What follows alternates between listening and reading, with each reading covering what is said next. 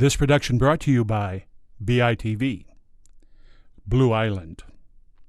Hi, it's Mike Meck, the Bungalow chef right from Blue Island, Illinois. Today, we're working on a wonderful vintage recipe from my family for Plum Tart. So it's celebrating really a stone fruit from the summer. We're going to be making a pie crust, a French-a-pan almond paste filling, and then baking it off and then doing a glaze.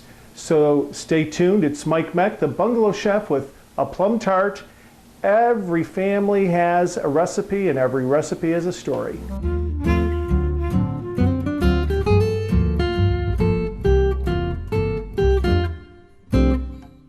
Well, we have to start our pie crust because we want to chill that down so we can roll it before we bake off the whole tart. So it's very simple. I'm using 2 cups of all-purpose flour that's been sifted and leveled measured.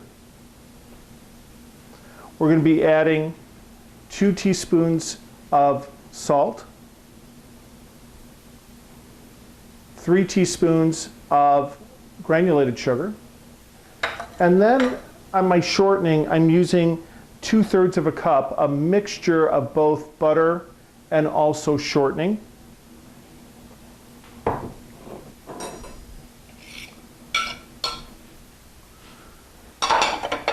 And I like my shortening to be chilled when I do this.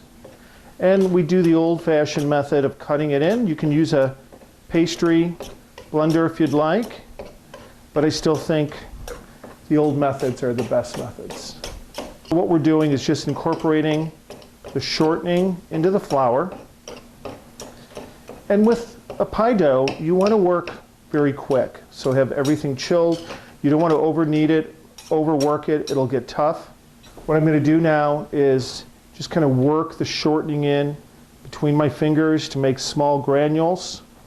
And then I also have chilled ice water, and that will bind all the dry ingredients. And depending on your flour and how you've measured, somewhere between 8 and 12 teaspoons of water to start with, and then probably another 4 to 5 to finish it off. So right now, this is kind of pebbly. It's going to give us a lot of nice layers in the shortening, with the shortening in the dough. To show you what I've come up with. Okay, so we're going to add the water very gently. Remember, you can always add, you can't take away. So we want to just work that water in, and again, work as quick as possible. I have my saran wrap out. We're going to chill it down for about an hour to work with. You can see it's a little on the dry side. I'm going to add maybe another good tablespoon. We have it now.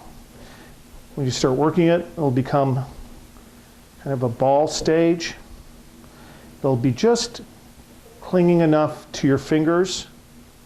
I'll still release. And we're going to chill that down for about an hour, and then we'll come back to it. Well, we're working on our plums for our filling of our plum tart, and it's very simple. We're going to be using a little cornstarch as a binder to keep the juices in. So what we're going to do is take about a tablespoon of cornstarch. We're going to mix that with 2 tablespoons of sugar, 1 teaspoon of cinnamon, some fresh lemon zest, about half a teaspoon.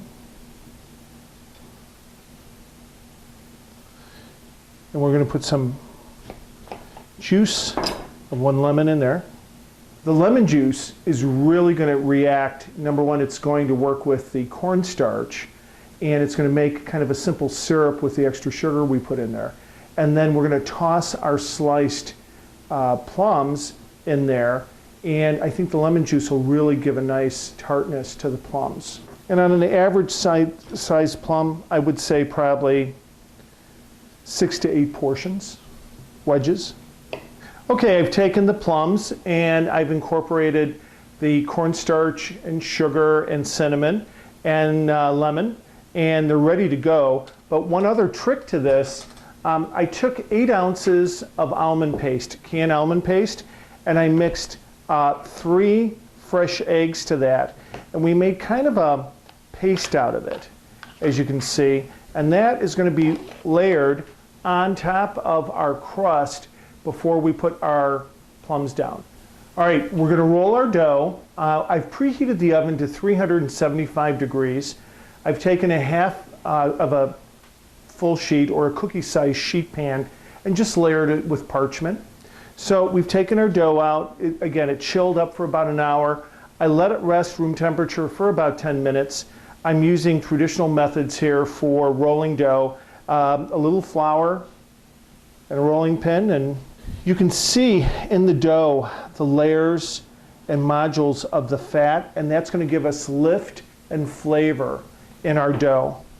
We want it about between 1/8 and 1/4 inch thick, and we're there. Okay, what I like to do is kind of trim it off. It doesn't have to be perfect. You know, this is homemade. We can use the word rustic if we want. Okay, beautiful.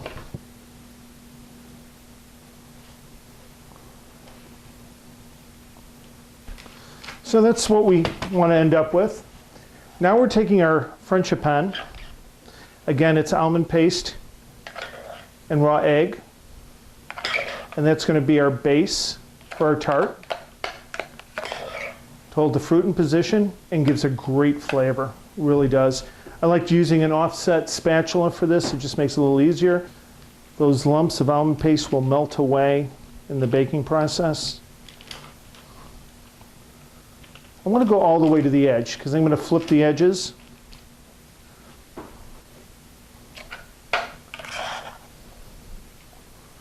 And again, that was 8 ounces of almond paste with 3 eggs, whole eggs.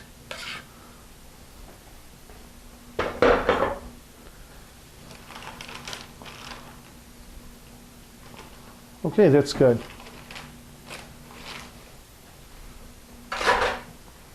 All right, now we want to lay the fruit. I leave about 1/2 inch to 3/4 around the edges.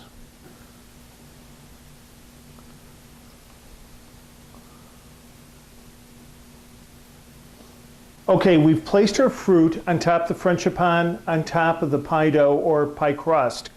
And we're going to roll our edges over very casually. We're going to top that with a little egg wash and crystal sugar. The easiest way, just, again, very rustic.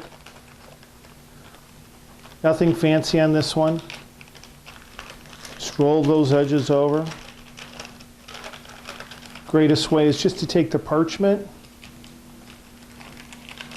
and roll it up. Then we're going to take our egg wash. Just brush the edges of the pastry. And now some coarsely granulated sugar around the edges.